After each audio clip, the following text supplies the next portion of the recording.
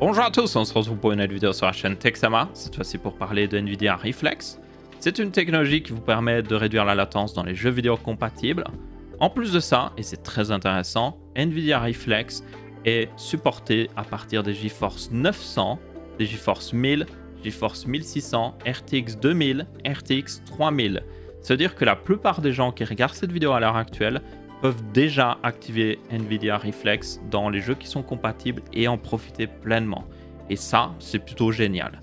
Du coup, dans cette vidéo sponsorisée par Nvidia GeForce FR, un grand merci à eux, je vais vous montrer ce que c'est Nvidia Reflex et aussi si c'est vraiment utile en le testant. En plus de Reflex, vous avez aussi l'arrivée d'écrans 360 Hz qui sont compatibles G-Sync, donc ça c'est déjà pas mal niveau spec, mais aussi compatible Reflex. Qu'est-ce que ça veut dire? Eh bien, les constructeurs de ces différents écrans, donc notamment Asus qu'on va tester ici, merci à eux d'avoir fourni l'exemplaire de test, vous avez aussi MSI, Dell et Acer, ont rajouté du hardware dans l'écran qui vous permettent de mesurer la latence complète de votre système. Donc vous avez un port USB sur l'écran, vous branchez une souris compatible, donc par exemple ici j'ai la Chakram Core de chez ROG, vous avez aussi des souris chez Logitech, Razer ainsi que SteelSeries, donc il y en a pour tous les goûts et toutes les couleurs. Et du coup, quand c'est fait, vous pouvez mesurer la latence en partant de la souris dès que vous cliquez jusqu'à quand que l'image soit affichée à l'écran. Vous allez me dire, à quoi ça sert? Eh bien, ça sert de tout simplement savoir vraiment le temps total qu'il faut pour que le PC réagisse à vos entrées au niveau de la souris. Et ça peut être très utile pour déjà voir si certaines options graphiques dans les jeux peut-être réduisent votre latence ou l'augmente trop. Ça permet aussi de voir si Nvidia Reflex justement permet de réellement réduire la latence, parce que je vous rappelle que cette technologie a pour but de la réduire. Donc c'est un SDK qui est disponible pour n'importe quel développeur de jeux vidéo qui, une fois implémenté dans le jeu, permet de réduire la latence au niveau du rendu du jeu. Donc même sans changer d'écran, même sans changer de paramètres graphiques, vous pouvez gagner en latence et ça c'est vraiment génial, donc elle sera plus courte.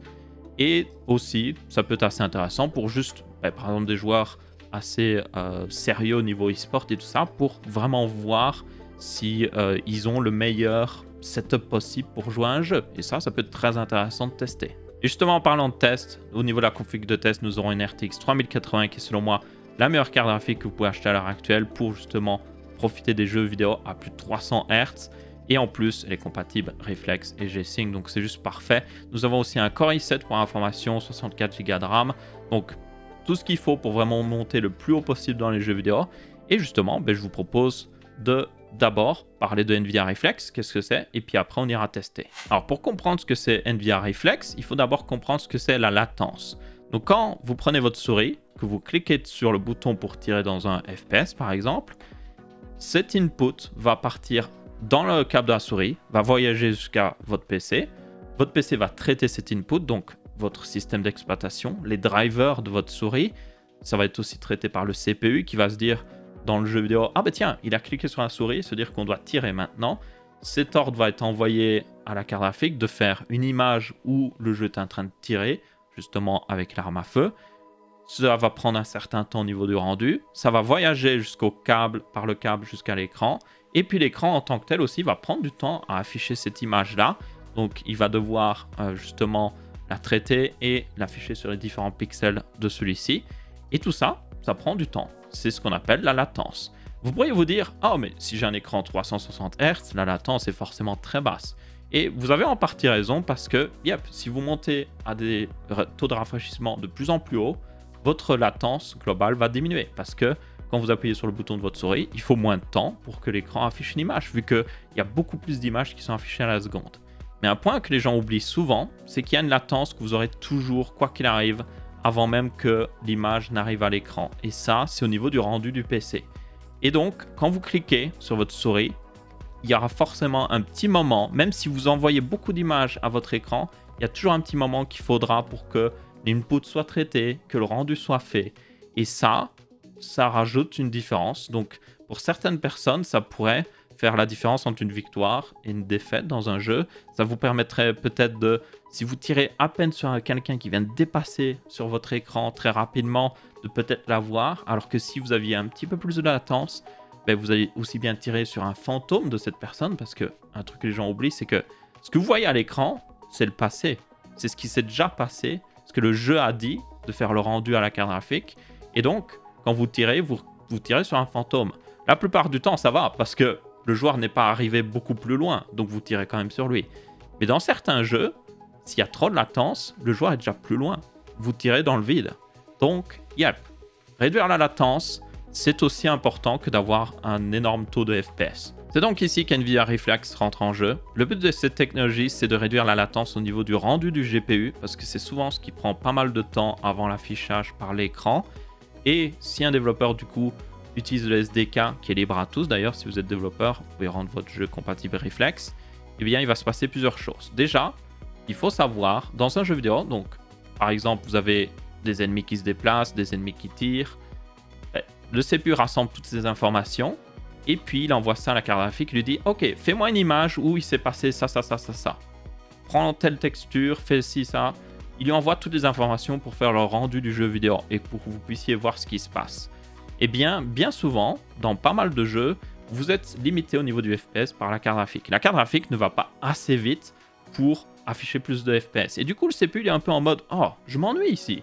Bon, je vais lui envoyer plusieurs informations, genre pour qu'elle ait de quoi travailler. Et donc le CPU va déjà envoyer des informations sur des images à l'avance.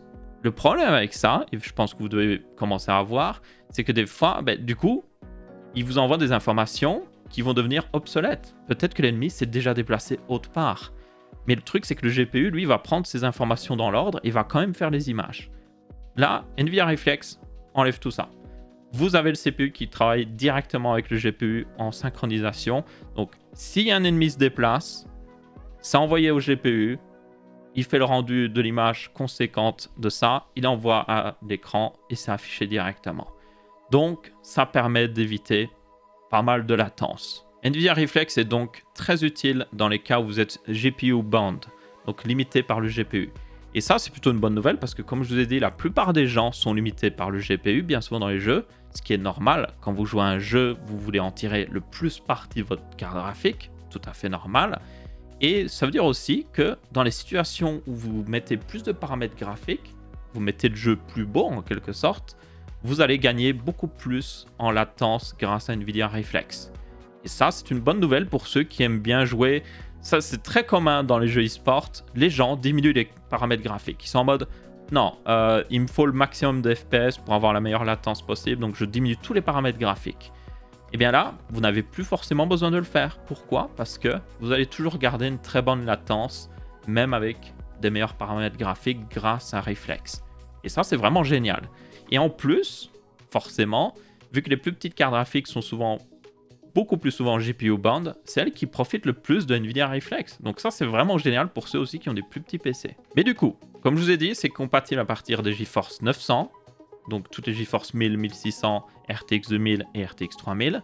Et vous allez me dire, est-ce qu'il y a un petit plus à utiliser une RTX 3000? Il y en a un, c'est notamment Boost. Boost vous permet de garder la fréquence d'un GPU à son maximum quoi qu'il arrive. Donc c'est dans les cas où vous êtes actuellement limité par le CPU justement. Donc quand le CPU n'est pas assez rapide pour envoyer des informations à la carte graphique, la carte graphique s'ennuie. Du coup elle attend, et quand elle attend, elle diminue sa fréquence. Mais le problème c'est si elle diminue sa fréquence, s'il y a une information qui arrive d'un coup, elle va mettre un petit peu plus de temps à réagir par rapport à cette information. Donc ça rajoute de la latence. Donc ici, grâce à ça, vous pouvez éliminer un petit peu de latence due au cas où vous êtes limité par le CPU, ce qui est toujours un point positif. Tenez compte toutefois que ça augmente la consommation de la carte graphique, forcément vu qu'elle fonctionne à plus haut régime en permanence. Du coup, je vous propose maintenant de tester justement cette latence. On va tester avec GeForce Experience d'ailleurs. Vous pouvez déjà vous-même, sans avoir d'écran compatible Reflex, sans avoir une souris spéciale Reflex, vous pouvez déjà, avec la dernière version bêta de GeForce Experience, vous pouvez aller dans les paramètres pour l'activer, mesurer la latence de votre rendu de jeu. Donc c'est déjà pas trop mal parce que ça vous permettra de voir si certains paramètres graphiques rajoutent trop de latence ou si votre jeu a un petit peu du mal au niveau du rendu. Mais évidemment, nous ici, nous allons aller encore plus loin parce qu'on va utiliser un écran compatible Reflex, la souris compatible Reflex et on va pouvoir calculer la latence totale dans les jeux. Le premier jeu qu'on va tester, c'est Fortnite. Pourquoi? Parce que tout simplement, il est compatible NVIDIA Reflex. Il est aussi compatible RTX, donc ça permet d'illustrer justement un des points que j'ai cité tout à l'heure, c'est que vous pouvez ici vous permettre des fois d'activer plus d'options graphiques sans perdre en latence. Donc ça, c'est plutôt un avantage. Il a aussi des outils en plus qui permettent de plus facilement mesurer la latence, donc ça c'est plutôt cool, je vous les montrerai après. Mais en gros, déjà un truc que vous devez savoir, c'est que si vous avez NVIDIA GeForce Experience et que vous activez les bêtas, donc c'est dans les menus paramètres, vous aurez ici, si vous faites Alt-Z en jeu, un onglet performance qui est apparu. Cet onglet performance vous permet de notamment voir ce qui se passe avec la carte graphique, sa fréquence et tout ça. Vous avez aussi la possibilité de l'overclocker directement là-dedans, donc ça c'est plutôt cool. Et aussi, si vous allez dans ce petit engrenage, vous pouvez afficher un overlay. Cet overlay vous permet d'afficher notamment les performances. Donc ici, je peux afficher le nombre d'images à la seconde, ou afficher encore plus d'informations, ou notamment la latence. Donc si vous n'avez pas un écran Reflex, donc compatible Reflex, vous aurez 2 chiffres de latence pour vous. Vous aurez la latence de rendu, genre vraiment du jeu vidéo. Ça peut être pratique, et ça vous permettra de voir si certaines options graphiques vous rajoutent de la latence. Mais si vous avez un écran Reflex, par contre, vous avez beaucoup plus de chiffres disponibles. Mais là, c'est la première étape. Vous avez une autre étape à faire. Ensuite, c'est dans les paramètres de l'écran. Déjà, certains écrans ont un mode pour information. Donc, si je vais dans Game Visual, vous voyez que j'ai un mode G-Sync eSports. Je vous le conseille de l'activer. Et aussi, si vous allez dans G-Sync Processor ici, j'essaie de bien vous montrer avec l'autre caméra. Vous avez NVIDIA Reflex Latency Analyzer, donc c'est l'analyseur de latence NVIDIA Reflex, et vous pouvez l'activer tout simplement. Donc PC plus Display Latency, c'est activé. On entend un USB se brancher normalement aussi, vous l'entendrez certainement. Vous avez différents paramètres. Vous avez d'abord la sensibilité de cette capture. Donc si vous avez peut-être du mal dans certains jeux, parce que ce que je vous montre là est possible dans n'importe quel jeu. Dès que c'est un jeu où vous avez une arme à feu que vous pouvez tirer avec, vous pouvez analyser la latence. C'est pas juste un jeu NVIDIA Reflex, je tiens à le préciser très clairement. Donc vous pourrez l'utiliser à peu près partout. Donc il faudra voir si certains jeux requièrent peut-être un peu plus de latence. Vous pouvez afficher le rectangle en permanence, vous allez voir de quoi je parle. Vous avez la position du rectangle, donc le voilà justement, ce fameux rectangle vert ici. Ça, c'est le rectangle de capture. Donc dans ce rectangle vert, vous voulez mettre la déflagration de votre arme à feu. Pourquoi? Parce que c'est ce qu'utilise justement l'analyseur de latency pour voir la latence. Donc quand vous cliquez sur votre souris pour tirer dans un FPS, vous appuyez une fois, ça tire, ça fait un flash devant l'arme à feu. C'est ce flash que va capturer ce petit rectangle vert. Et c'est justement là vous devez le mettre. Donc là, il n'est pas trop mal mis, il est devant un petit peu l'arme, il y a un petit peu de marge. Certaines armes, il faudra adapter. Donc là, notamment, je le mettrai peut-être un peu plus à gauche parce que de temps en temps, le joueur bouge avec son arme. Je vais vous montrer que sur Fortnite, il y a un autre outil qui est encore plus performant pour capturer ça, mais là, c'est déjà pas mal. Vous voulez que le flash soit le plus grand possible, donc si vous pouvez zoomer dans le jeu, faites-le pour voir justement bien votre arme. Là, c'est parfait comme ça. Et ce que vous voulez, c'est qu'ici, c'est pas un truc que vous laissez tourner pour jouer. Vous voulez voir la latence de manière contrôlée. Donc, vous allez vous mettre à un endroit que vous pouvez facilement vous mettre plusieurs fois d'affilée si vous avez changé les paramètres graphiques. Et vous voyez d'ailleurs que là, le rectangle s'est validé à sa position là. Vous voyez d'ailleurs qu'aussi le taux de rafraîchissement de l'écran s'affiche en haut. Vu qu'on a G-Sync activé, il est synchronisé avec le jeu. Donc là, ça veut dire que le taux de rafraîchissement varie en permanence. Donc là, on a 240-260 Hz en permanence selon le FPS du jeu. Ça, c'est ce qu'on veut justement avec G-Sync. Du coup, on va se mettre à un endroit fixe et on va viser quelque chose de facilement visable dans le futur. Donc là, on a une sorte de beacon lumineux. On va viser la pointe, enfin l'endroit où ça se confond avec le sol. Et du coup, nous allons tout simplement faire un seul clic. On va attendre. Vous voyez que la latence est affichée 19,4. On va cliquer encore une fois 16,7. Encore une fois 21,2. 18,5. 17,1. 17,7. Et on va le faire plusieurs fois. Si votre joueur recharge entre-temps, c'est pas très grave, pour information. Ça ne capture que quand vous cliquez sur le bouton gauche de la souris. Donc il ne faut pas cliquer plusieurs fois, trop vite. Il faut attendre que l'animation du jeu se fasse. Et surtout, ne prenez pas une mitrailleuse qui tire très très vite parce que ça fausse les résultats. Donc là, vous voyez que je peux juste tirer une fois de temps en temps. Donc c'est parfait. Et ça, vous allez le faire 30 fois. Ça peut paraître beaucoup, mais ça vous permet d'avoir la moyenne de latence. Parce que cette latence varie en permanence. Des fois, il y a quelque chose qui tourne sur votre PC qui va augmenter un peu la latence. Des fois, il va y avoir moins de choses qui tournent et la latence va diminuer. C'est tout à fait normal. C'est aussi par rapport à ce qui se passe dans le jeu. Du coup, là, nous avons plusieurs informations qui sont affichées au-dessus.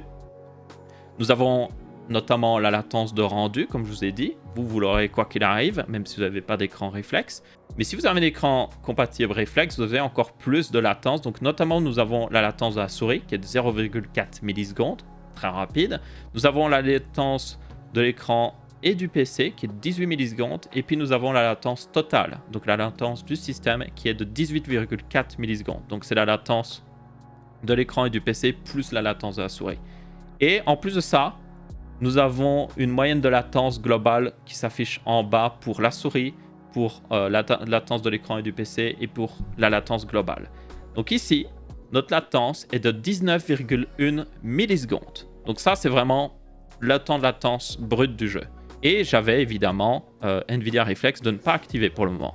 Bien maintenant, je vous propose de l'activer. Donc nous avons le mode activé normal et nous avons même aussi le mode activé plus boost. Donc je vous rappelle que boost vous permet de garder la fréquence du GPU au maximum pour être sûr qu'il n'y ait pas justement de latence introduite à cause du CPU. Du coup, un autre truc bien que je vous avais dit avec Fortnite, c'est que vous avez justement des options pour vous aider à capturer plus facilement la latence. Notamment, vous avez un flash qui peut s'activer à côté de l'écran et qui vous permet de ne pas avoir de problème avec votre arme. Justement, c'est plus facile. Donc, on va activer ça. Nous allons activer le marqueur de latence aussi. Vous avez à gauche maintenant un carré qui s'affiche quand justement je tire avec l'arme à feu. Donc, j'ai juste à rebouger mon rectangle pour inclure cette zone-là. Parfait. Nous allons même essayer de peut-être réduire la taille du rectangle pour la mettre exactement par-dessus. Voilà.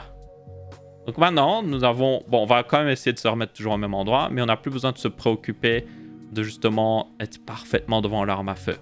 Donc ça, c'est comment vous mesurez la latence. Maintenant, pour vous donner un ordre d'idée, ce que vous pouvez gagner justement dans un jeu comme Fortnite, je vous mets normalement un graphique à l'écran qui vous montre un petit peu le taux de latence que vous pouvez gagner. Vous avez aussi Nvidia qui avait testé avec des plus petites cartes graphiques. Comme j'ai dit, ça peut être très avantageux sur des petites cartes graphiques, vu que vous êtes souvent limité par elles au niveau de FPS. Mais encore une fois, comme je l'ai dit, Nvidia Reflex vous donne les meilleurs gains quand vous êtes limité le plus par le GPU. Donc, quand vous êtes en 1440p ou 4K, vous avez encore des plus gros gains. Voici d'ailleurs quelques chiffres de performance pour l'illustrer. Donc, comme vous pouvez voir, ça vous permet de gagner pas mal de latence. Donc, ça peut être vraiment avantageux. Et encore une fois, c'est compatible à partir des GeForce 900. Donc, ça vaut vraiment la peine d'être activé juste directement, vu qu'il n'y a aucun point négatif derrière. Ok, maintenant nous sommes sur CSGO, qui est un jeu qui n'est pas compatible avec Nvidia Reflex pour le moment en tout cas. Et l'avantage ici, c'est pour vous montrer que justement, vous pouvez mesurer sur n'importe quel jeu. Et aussi l'avantage, c'est que CSGO, lui, tourne à 360 Hz ici. Bon, on aurait pu faire tourner aussi fort à 360 Hz, mais c'est juste pour vous montrer que vous pouvez faire ça sur n'importe quel FPS, mesurer la latence justement. Alors le mieux, c'est d'avoir un endroit assez contrasté avec le flash d'une arme justement. Donc on va prendre un endroit sombre comme ici. Et nous allons viser à peu près le coin de cette caisse. Oh, là les terroristes. Je suis occupé là, je suis en train de faire des tests d'analyse de temps de latence dans les jeux. Oh, ils ont pas avoir gagné, moi je mesure le FPS, hein. Enfin le temps de latence global. Hein.